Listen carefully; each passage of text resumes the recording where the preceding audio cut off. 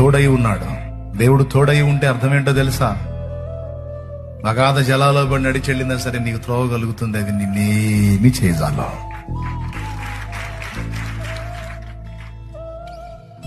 మనకింకా అన్నిటికంటే ముఖ్యం ఆయన తోడే.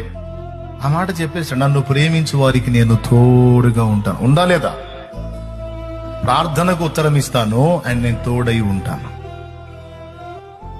యాకోబుతో అదే అంటాడు, వెళ్ళు, నువ్వు ఐగుప్తుకి భయపడకు, ఐగుప్తుకి వెళ్ళటానికి భయపడకు, నేను నీకు తోడై ఉంటాను, నీతో కూడా నేను ఐగుప్తుకు వస్తాను అంటాడు. అక్కడ నీ కుమారుడైన యోసేపు నీ కన్నుల మీద నీ కన్నుల మీద చేతులు ఉంచుతాడు, నీ కన్నీళ్లు తుడుస్తాడు, పంపిస్తాడు. దేవుడు తోడై ఉంటే ఎలా ఉంటుందో యోసేపు జీవితం చూడొచ్చు. దేవుడు తోడై ఉంటే ఎలా ఉంటుందో యోసేపు జీవితం చూడొచ్చు.